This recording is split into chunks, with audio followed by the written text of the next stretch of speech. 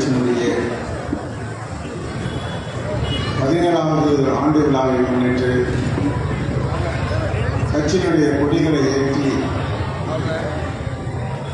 வக்ஃபு திருத்தச் சட்டம் எதிர்த்து தமிழ்நாடு முழுவதும் போராட்ட அறிவிப்புக்கு முன்பாகவே ஒரு கண்டன பொதுக்கூட்டத்தை மிக சிறப்பாக ஏற்பாடு செய்து தலைமையேற்றி நடத்தி கொண்டிருக்கின்ற மாவட்ட கழகத்தினுடைய தலைவர் அன்புக்குரிய சகோதரர் சலீம்கான் அவர்களே, அன்புக்குரிய சகோதரர் மாங்காடு நகர தலைவர் ஜாகிர் ஹுசேன் அவர்களே, மாங்காடு நகர செயலாளர் முபாரக் அவர்களே, மாவட்டத்தினுடைய துணை செயலாளர் பொட்டு AK அகமது ஹுசேன் அவர்களே, தமிழ்நாடு முழுவதும் ஒடுக்கப்பட்ட நசுக்கப்பட்ட குறிப்பாக காஞ்சி மாவட்டம் செங்கல்பட்டு மாவட்டங்களில் தொடர்ந்து நம்முடன் களப்பணியாற்றி அநீதிக்கு எதிராக போர்க்கொடி தூக்கி போராட்ட களத்தில் நின்று தோடு கொடுக்கக்கூடிய அன்புக்குரிய தோழர் விடுதலை சிறுத்தை கட்சியினுடைய மாநில துணை பொதுச் செயலாளர் அன்புக்குரிய தோழர் வன்னி அரசு அவர்களே,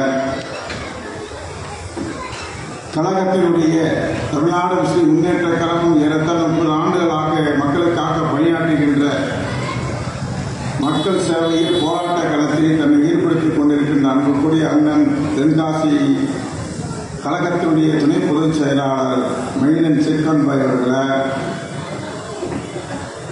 அதேபோல் தமிழ்நாடு முழுவதும் மக்களுக்கு பிரச்சாரம் செய்து RSS உடைய செயல் திட்டங்களை நாட்டு மக்களுக்கு பிரச்சாரம் செய்து வருகின்ற மாநில அமைப்பு செயலாளர் மனிதநேய மக்கள் கட்சியுடைய மாநில அமைப்பு செயலாளர் அன்புக்குரிய சகோதரர் பழனி பாரக் பாய் அவர்களே, காஞ்சிபுரம் மாவட்டத்தினுடைய கட்சியினுடைய மாவட்ட செயலாளர் அமீர்கான் அவர்களே, செங்கல்பட்டு வடக்கு மாவட்ட தலைவர் அண்ணன் ஜாகிர் ஹுசேன் அவர்களே, முன்னா அவர்களே, மாவட்ட பொருளாளர் ஜாகிர் ஹுசேன் அவர்களே, மாநில இளைஞரணி செயலாளர் ஜமீன் அன்சாரி அவர்களே, வழக்கறிஞரணி செயலாளர் முஜிபுர் ரஹ்மான் அவர்களே, தொழிற்சங்கத்தினுடைய மாநில பொருளாளர் ஆசிக் அமீத் அவர்களே, மாநில விளையாட்டு அணியுடைய துணை செயலாளர் முஷத் அகமது அவர்களே,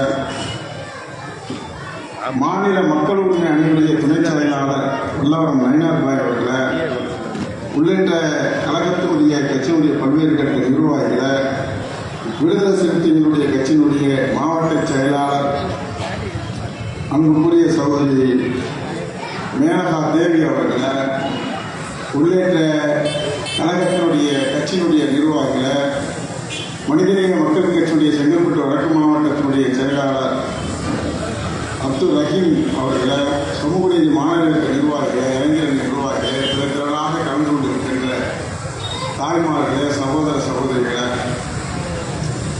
ஒரு மனிதநேய மக்கள் கட்சி சார்பாக வருகின்ற 27ஆம் தேதி வியாழக்கிழமை, வெள்ளிக்கிழமை நோன்பு நம்முடைய ஹாஜியை அறிவித்து விடுவாரோ என்ற அச்சத்தின் காரணமாக தமிழ்நாடு முழுவதும் வியாழக்கிழமை 27ஆம் தேதி மாலை 3 மணி அளவில் போராட்டம் நடைபெறுகின்றது. அதுக்கு முன்னோடியாக மாங்காடு பட்டூரில் மிக சிறப்பான ஒரு கண்டன பொதுக்கூட்டத்தை நாம் நடத்தி கொண்டிருக்கின்றோம். NPR NRC போன்ற கொடுமையான சட்டங்கள் அமுல்படுத்தப்படும் போது, இந்தியா முழுவதும் அதற்கான போராட்டங்கள் நடந்து கொண்டிருக்கும் போது, வண்ணாரப்பேட்டையில் நம்முடைய போராட்டத்தினுடைய தாய்மார்கள் கலந்து கொண்டிருக்கும் பொழுது அப்போ இருக்கக்கூடிய காவல்துறை தடிகுண்டு அடித்து காயப்படுத்தினார்கள். மாங்காடு பட்டூரில் அதே நேரத்தில் பொதுக்கூட்டம் நடத்தி கொண்டிருந்தோம். நாம் கண்டன தீர்மானத்தை நிறைவேற்றினோம். தொடர்ச்சியாக வண்ணாரப்பேட்டையில் ஆரம்பித்த அந்த போராட்டம் கன்னியாகுமரி வரைக்கும் நடைபெற்றது. அந்த போராட்டத்தை அறிவிப்பு கொடுத்தது இதே மாங்காடு பட்டூரில் தான். இந்தியாவில் எத்தனையோ போராட்டங்கள் நடைபெற்றிருக்கின்றன. ஆனால் காஞ்சிபுரம், ஒருங்கிணைந்த காஞ்சிபுரம் மாவட்டம், செங்கல்பட்டு மாவட்டத்தில் மட்டும்தான் 2 முறை விமான நிலையத்தை முற்றுகையிட்டு இருக்கின்றோம். இதே NPR NRCக்காக தொடர்ச்சியான போராட்டங்கள். பொது சிவில் சட்டத்தை பற்றி மாங்காடில் பட்டுள்ள இருக்கக்கூடிய மக்களுக்கு ஏதோ அதிமுக போல், திமுக போல், காங்கிரஸை போல் அல்லது ஏனைய அரசியல் கட்சி போல் மனிதநேய மக்கள் கட்சி மேடை போட்டு பேசிக் கொண்டிருக்கின்றீர்கள் நடத்திவிடக் கூடாது. விடுதலை சிறுத்தைகளும் மனிதநேய மக்கள் கட்சியும் இரட்டைக்குலை துப்பாக்கி என்று தலைவர் மேடையிலிருந்து தமிழ்நாடு முழுவதும் நாம் சொல்லி வருகின்றோம். ஏன் விடுதலை சிறுத்தைகளை நாம் இணைத்து சொல்கிறோம் என்று சொன்னால், சரி சட்டம் என்று ஒரு சட்டம் இருக்கின்றது, பொது சிவில் சட்டம் என்று சொல்வார்கள். நாங்கள் பொது சிவில் சட்டத்தை கொண்டு வருவோம் என்று சொல்வார்கள். அந்த பொது சிவில் சட்டம் எது என்று சொன்னால் அதுதான் மனு சட்டம், அதுதான் பார்ப்பனிய சட்டம். அந்த பார்ப்பனை சட்டம் இஸ்லாமியர்களை விட, கிறிஸ்துவ மக்களை விட யாரை பாதிக்கும் என்று சொன்னால் அது இந்து மக்களைத்தான் பாதிக்கும். அதை மறைத்து இந்துக்களுக்கும் முஸ்லிம்களுக்கும் வெறுப்பு பிரச்சாரத்தை ஏற்படுத்தி அதன் மூலமாக ஆட்சி கட்டளை அமர்ந்து கொண்டு நம்மளை பொறுத்தவரைக்கும் மோடி அல்ல எதிரி, அமித்ஷா இல்ல எதிரி, நம்முடைய கொள்கை எதிரி யார் என்று சொன்னால் RSS தான் நம்முடைய கொள்கை எதிரி. RSS தன்னுடைய அஜெண்டாவை நாக்பூரிலே எழுதி கொடுத்து அமல்படுத்தக்கூடிய வேலைக்காரர்கள் தான் இந்த மோடியும் அமித்ஷாவும். நாம் புரிந்து கொள்ள வேண்டும். சிந்திக்கிறா?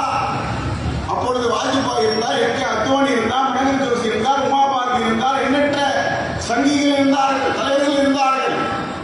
ஆனால் இப்பொழுது மோடியும் அமித்ஷாவையும் வைத்து நம்மளை ஏமாற்றுகிறார்கள். இந்து மக்களை எப்படி ஏமாற்றுகிறார்கள் தெரியுமா? ராமன் காட்டுக்கு போயிருக்கிறான், அவனுடைய செருப்பு இங்க ஆடுகிறது என்று சொல்லி செருப்பை வைத்து மக்களை ஏமாற்றி ஆண்ட ஒரு தேச விரோத கும்பல் தான் நம்மளை இப்பொழுது ஆண்டு கொண்டிருக்கிறது.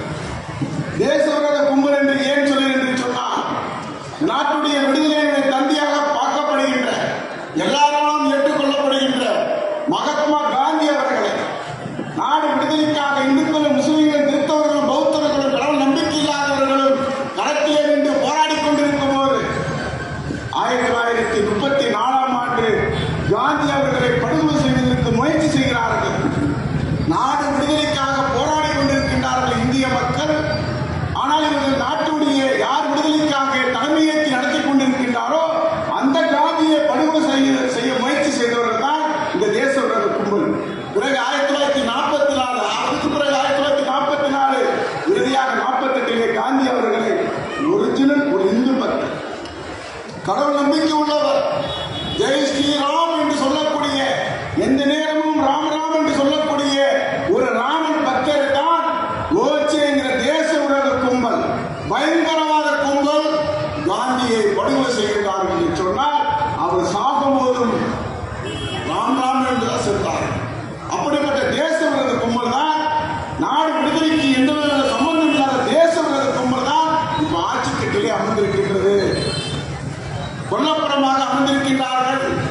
சாதி கடவுள் மூலியமாக, மத கடவுள் மூலியமாக அவர்கள் ஆண்டு கொண்டிருக்கின்றார்கள். இந்தியாவுடைய அரசியலமைப்பு சட்டம், ஏன் நான் விடுதலை சிறுத்தைகள் மனிதநேய மக்கள் கட்சியை இணைத்து சொல்கிறேன் என்று சொன்னால், இந்த இரண்டு கட்சிகளுக்கும் பிற ஆபத்து இருக்கின்றது. இரண்டு பின்பமாக இருக்கக்கூடிய இந்திய மக்கள் நம்மளை ஏற்றுக்கொள்ளாட்டாலும் ஏற்றுக்கொள்ளாவிட்டாலும் அவர்களுக்காக போராடுகின்ற, வாதாடுகின்ற உரிமையை பெற்றுக் கொடுத்த சமூகம் தான் இந்த இரண்டு சமூகமும். நாடு 800 ஆண்டு காலம் இஸ்லாமிய ஆண்டுக்கு பிறகு, 200 ஆண்டு காலம் விடுதலை போராட்டத்துக்கு பிறகு இந்த நாடு ஒரு இந்து நாடாக இருக்க வேண்டுமா, இஸ்லாமிய நாடாக இருக்க வேண்டுமா என்று ஆய்வு செய்யும் போது காந்தி சொன்னார், இது ஒரு மதச்சார்பற்ற நாடாக இருக்க வேண்டும். கண்ணியத்துக்குரிய காகிதம் சொன்னார், இது ஒரு மதச்சார்பற்ற நாடாக இருக்க வேண்டும். டாக்டர் அம்பேத்கர் சொன்னார், இது ஒரு மதச்சார்பற்ற நாடாக இருக்க வேண்டும். நேரும் அதே சொன்னார், இது ஒரு மதச்சார்பற்ற நாடாக உலக வரைபடத்திலே உருவாக்கப்பட்டது. உருவாக்கப்பட்டதற்கு பிறகு இந்துக்களும் முஸ்லிம்களும் கிறிஸ்தவர்களும் பௌத்தர்களும் கடவுள் நம்பிக்கை இல்லாதவர்கள் எப்படி நாட்டிலே வாழ்வது, அவர்களுக்காக சட்டத்தை எப்படி உருவாக்குவது?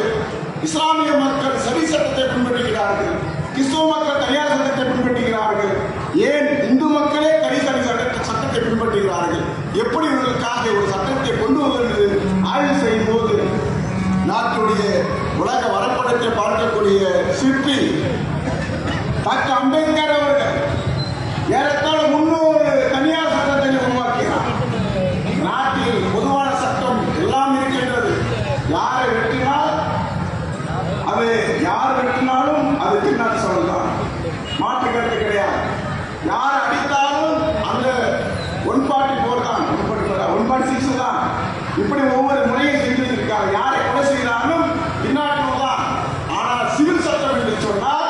இருக்கக்கூடிய இந்து மக்களிடத்தில் நீங்க சொல்லுங்க, முருகன் கோயிலுக்கு போய் பெருமாள் கோயில போய் முருகன் கோயிலையோ பெருமாள் கோயிலையோ சரவணன் என்பவர் அங்கு போய் திருமணம் செய்தால் யாருக்கு என்ன பிரச்சனை?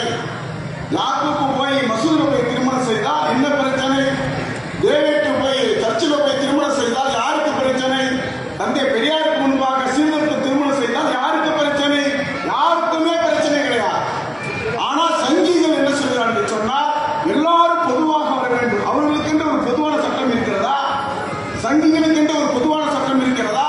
இது ஆய்வு செய்த டாக்டர் அம்பேத்கர் அவர்கள் அவரவர் சிவில் சட்டத்தை பின்பற்றலாம் என்ற ஒரு சட்டத்தை கொண்டு வருகிறார்.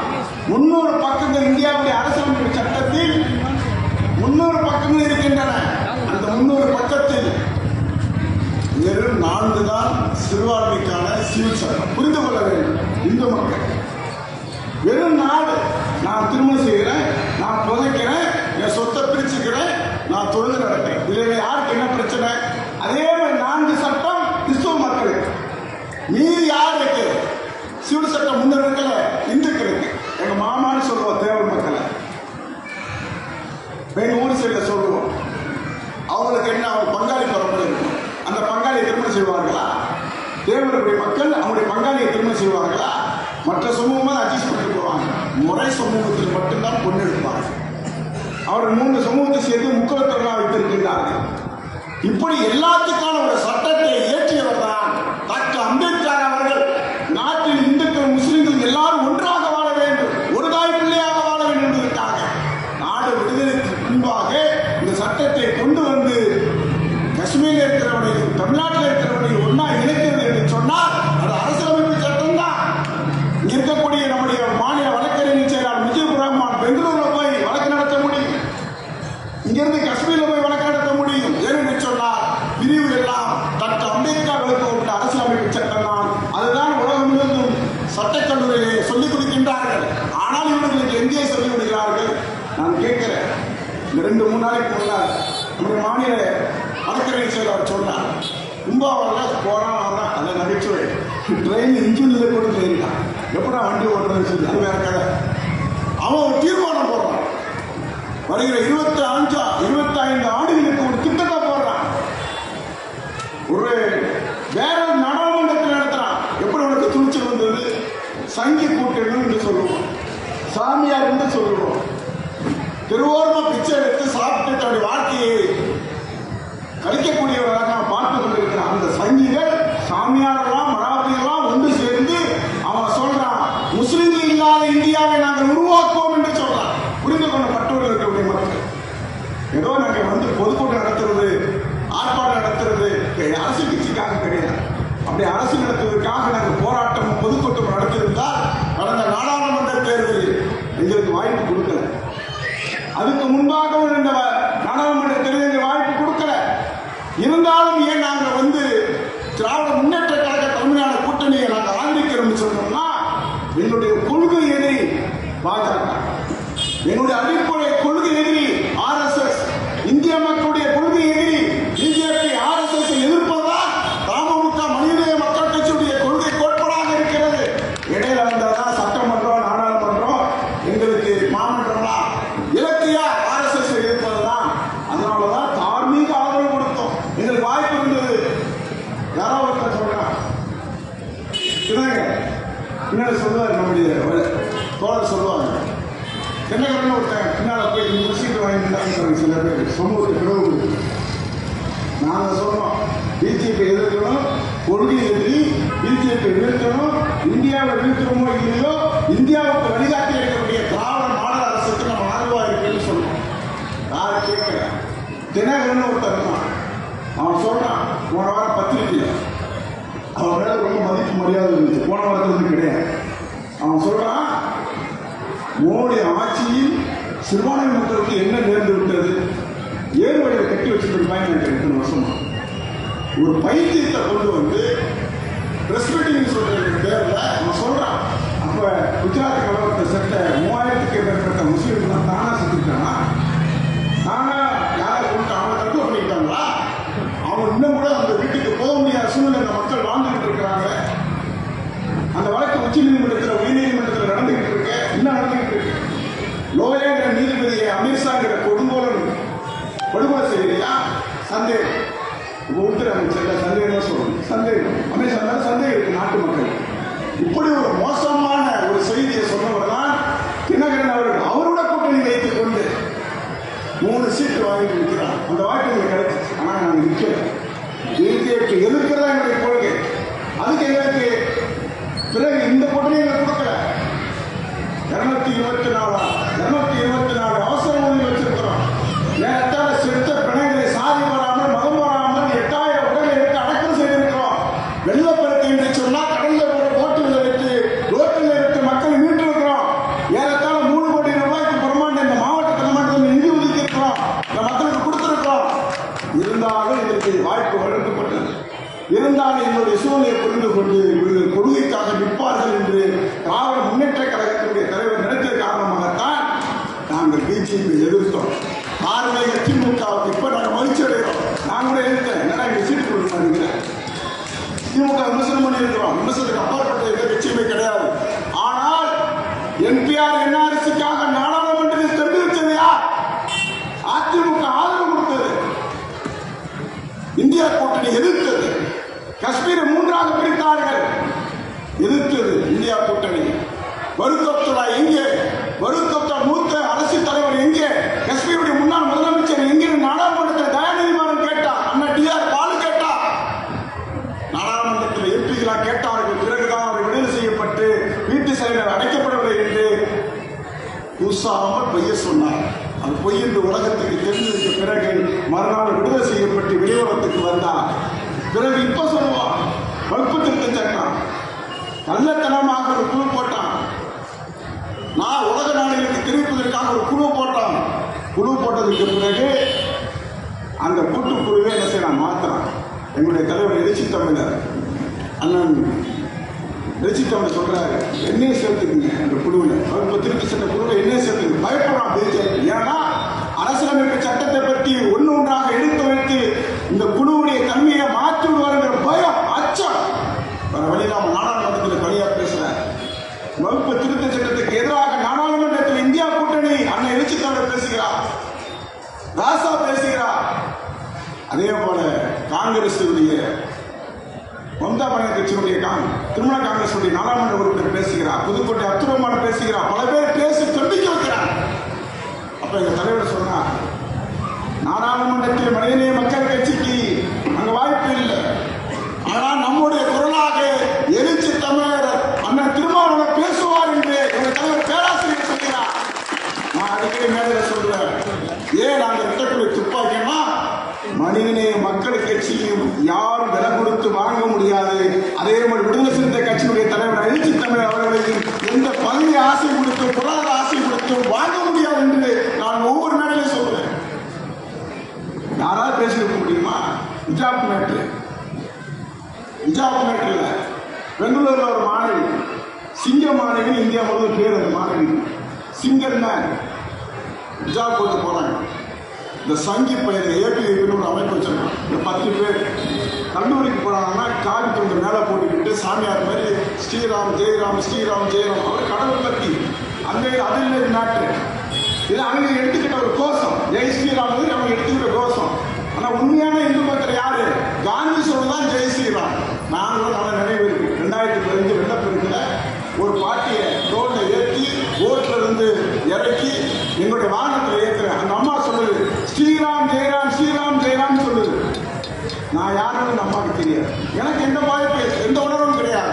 அவங்க கடவுளை அவங்க கூப்பிடுறாங்க, அவங்க நம்புற கடவுளை அவங்க கூப்பிடுறாங்க, ஜெய் ஸ்ரீராமன் சொல்றாங்க.